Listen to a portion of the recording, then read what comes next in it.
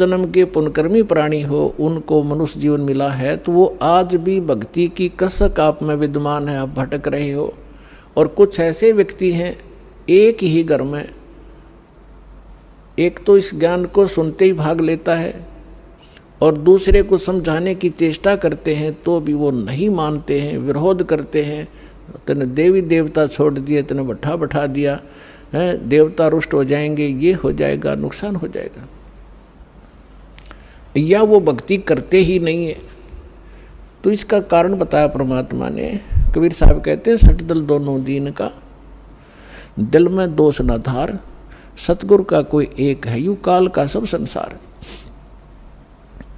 जैसे कोयल जो होती है, ये कोयल अपना अलग से घोंसला बनाकर अंडे नहीं पैदा करती, क्योंकि अलग से वो अंडे देती है तो कौवे उसको खा जाते अंडों को। वो ऐसे सूझबूझ से अपना काम निकालती है। जो मादा काग कौवी कहीं अंडे उत्पन्न कर देती है, उस ताक में रहती है, और जब वो कभी बाहर जाती है अपना आहार करने के लिए, चुग्गा चुगने के लिए, तो पीछे से उसी के घोंसले में अंडे उत्पन्न कर देती है। अब वो कभी वापस आती है तो वो 2 के स्थान पर 4 अंडे पाती है, लेकिन वो समझ नहीं पाती है तेरा कौन सा है, दूसरा कौन सा है। तो उन सभी को वो उसको परिवरिश कर देती है, उनसे बच्चे निकाल देती है और उनमें उसका अपना सा मोह हो जाता है। और वो कोयल सामने देखती रहती है, उनके आसपास रहती है कि कब ये बच्चे उड़ने योग्य हों और फिर इनको मैं साथ ले जाऊं। जब वो देख लेती है कि ये बच्चे कुछ दूर तक उड़कर वापस आने लगे हैं, तब दूर वृक्ष पर बैठ कर अपनी बोली बोलती है, कुहू कुहू की। जो कोयल के बच्चे होते हैं वो उस आवाज़ से प्रभावित होते हैं और ऐसे चारों तरफ देखते हैं, उस आवाज़ के साथ वो खींचे चले जाते हैं। और जो काग वाले होते हैं उनका असर भी नहीं होता, वो अपने बैठे ऐसे ही, वो उड़कर चल पड़े, कोयल वाले काग वाले वहीं रह गए। अब कौवी दौड़ती है, उड़ती है पीछे पीछे उनके साथ कि मेरे बच्चे गए, तो कोयल और दूर चली जाती है, कुहू कुहू करती हुई उड़ती हुई, तो बहुत दूर निकल जाती है। कौवी वापस आ जाती है कि कहीं पीछे ये बच्चे तो गए सो गए, कहीं पीछे वालों को हानि ना हो जाए, उनको छोड़कर वह वापस आ जाती है। तो कोयल वाले बच्चे अपनी माँ की बोली पहचान कर उसके साथ चले जाते हैं और काग वाले वहीं रह जाते हैं। घर घर के अंदर आज ऐसी स्थिति हो चुकी है। जो परमात्मा के पूर्व जन्म के संस्कारी हंस हैं, परमात्मा की इस बोली को, कोयल की बोली को सुनते ही फड़क गए और भाग लिए सतलोक आश्रम की ओर। और वो भी अगर छाने नहीं हुए हैं, अभी समझन जोगे जो शेष रह रहे हैं, ये भी हो सकता है, तो वो भी अगर कोयल के होंगे तो अवश्य सतलोक आश्रम बरवाड़ा में आना पड़ेगा उनको। तो ठीक इसी प्रकार पिछले संस्कार से आपको सब वस्तु प्राप्त हो रही है, लेकिन आगे की भी तैयारी करवानी है। जैसे कागभूषण का पिछला संस्कार नहीं था, ऐसा रीजन बन गया और उसके ऊपर इतना सत्संग की बौछार होगी, ना चाहते हुए भी उसने वहाँ रहना था। रोज ऋषि ने, संत ने सत्संग करना था, उसका असर हो गया। अब जैसे किसी को सर्प डस जाता है और पहले मंत्रों से यंत्र ये सब जतन हुआ करते थे, गारुड़ एक मंत्र सिद्ध कर लेता है वेद का, और उस मंत्र से फिर वो विष उतारता है, तो उस जिसको सर्प ने डसा हुआ है वो अचेत पड़ा है, ना उस मंत्र की लैंग्वेज समझता है, ना आवाज़ सुन रहा है, लेकिन वो मंत्र फिर भी उसके ऊपर असर करके विषरहित कर देता है और वो सचेत हो जाता है। ठीक इसी प्रकार आज परमात्मा ने यही तरीका बनाया है। ऐसे साधन बना दिए, चिप बनवा दी, वीडियो ये DVD बनवा दी, सुबह दोपहर शाम की आरती कंपलसरी करनी पड़ेगी।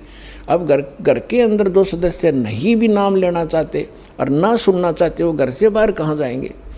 आप अपनी आरती भी कर रहे हो, आप अपना मंत्र जाप भी कर रहे हो, आप परमात्मा की वाणी सत्संग भी चला देते हो देर सवेर, तो उनके ऊपर उस कागभूषण की तरह एक दिन असर होगा, और वो भी या राम नाम की कलम उनका भी चढ़ जाएगी एक दिन, और उनका पार होगा, क्योंकि भगवान का वचन है। तो ये तरीका अपनाया परमात्मा ने।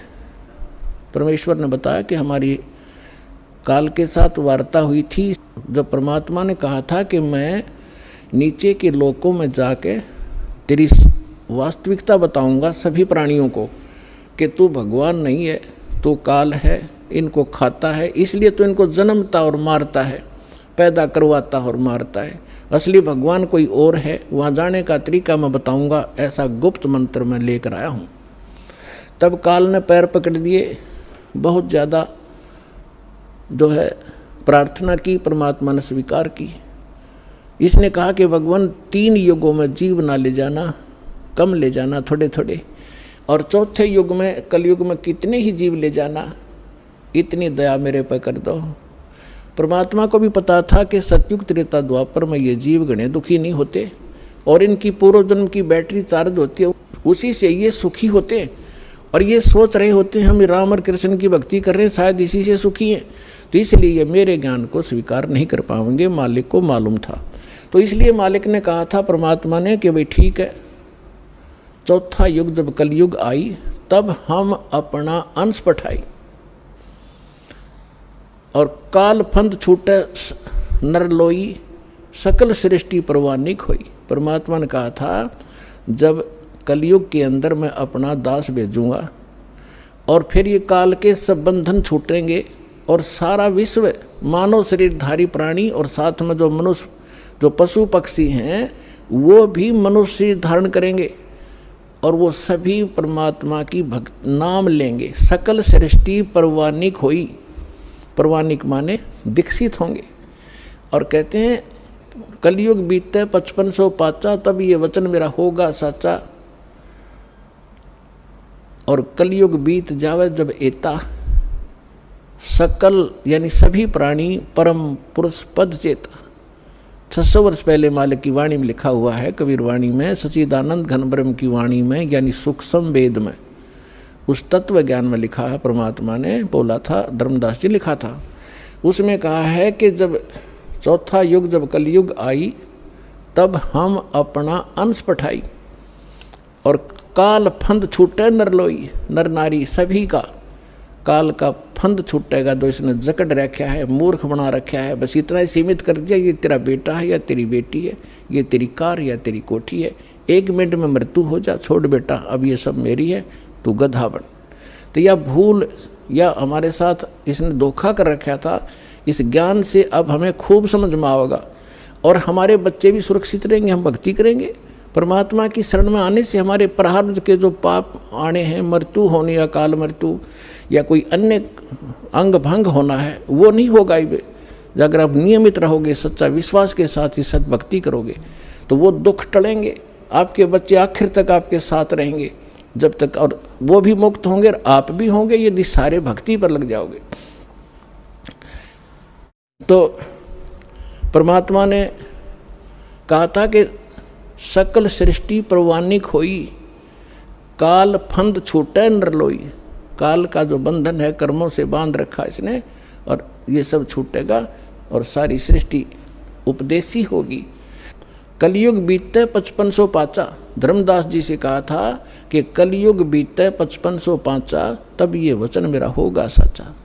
आज से 600 वर्ष पहले मालिक ने ये कहा था कि पूरा विश्व मेरी भक्ति करा करेगा कबीर की, और सभी उस सतलोक के परम परमेश्वर के उस परम पद के जानकार होंगे, सबको ज्ञान हो जाएगा उस परम पुरुष के उस पद का, जो गीता अध्याय नंबर 18 के श्लोक नंबर 62 में कहा कि अर्जुन तू सर्वभाव से उस परमेश्वर की शरण में जा, उसकी कृपा से ही तू परम शांति को और सनातन यानी शाश्वत स्थान को प्राप्त होगा।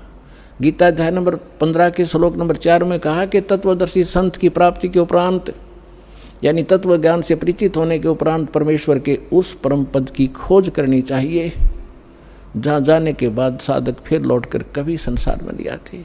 और जिस परमेश्वर ने सब ब्रह्मांडों की रचना की है, अपने विषय में गीता ज्ञानदाता कहता दूसरे अध्याय के 12वें श्लोक में, चौथे अध्याय के 5 और 9 श्लोक में, 10वें अध्याय के दूसरे श्लोक में कि अर्जुन तेरे और मेरे बहुत जन्म हो चुके हैं, आगे भी होंगे और पहले भी हम जन्मते रहे हैं। इसलिए वो कहता अर्जुन तू सर्वभाव से उस परमेश्वर की शरण में जा, जिसकी कृपा से तू परम शांति को और परमात्मा सनातन परम धाम को प्राप्त होगा।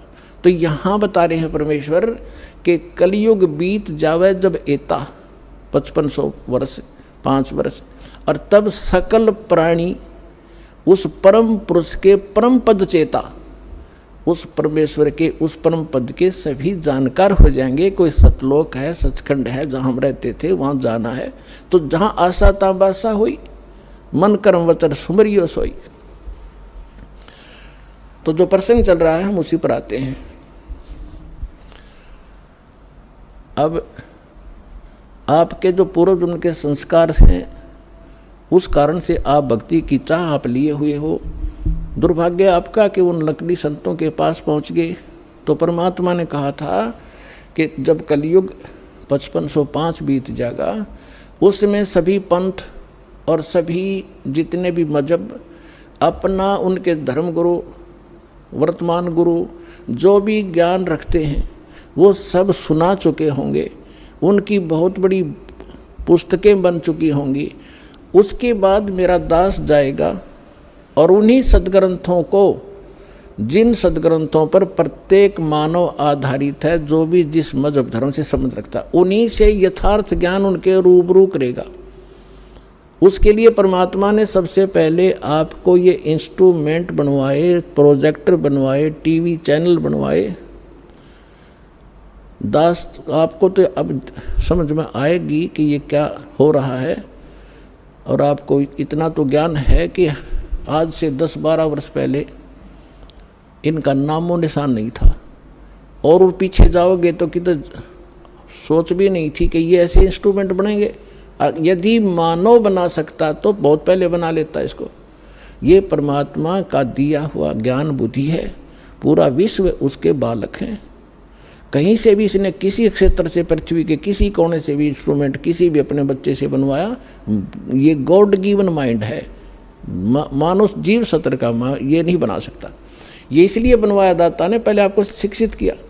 अब इस दास का जन्म 1951 में हुआ, तब तक शिक्षा का कोई नामो निशान नहीं था। इक्का दुक्का की तो पढ़ा करता कोई, और उसके बाद एकदम बाढ़ सी आ गई। इतने आकर्षित हुए, कारण कुछ भी बिना, चाहे रोजी रोटी के लिए सब ने डिवोट कर दिए अपने बालक। 20-20 वर्ष तक बेटा बेटी पढ़ो पढ़ो, और मालिक ने दया करनी थी कि इसका सदुपयोग करेंगे। फिर ये इंस्ट्रूमेंट आपके सामने है, सदग्रंथ आपके रूबरू कर रहा है दास, और उनका निष्कर्ष निकाल के परमात्मा के ज्ञान से तोल रहा है। तो इस मानुष जीवन का मूल उद्देश्य यही है कि आप भक्ति करके यहाँ से पीछा छुटवाओ, और जिस परिवार को आप सुखी और धनी देखना चाहते हो वो भी भगवान से ही हुआ करता है। भगवान आपको दोनों काम करेगा, यहाँ भी सुख देगा और मोक्ष भी मिलेगा। अब ऐसा कौन अनजान होगा जो इस अवसर ने चूकेगा? अब सभी इस बात को स्वीकार करेंगे।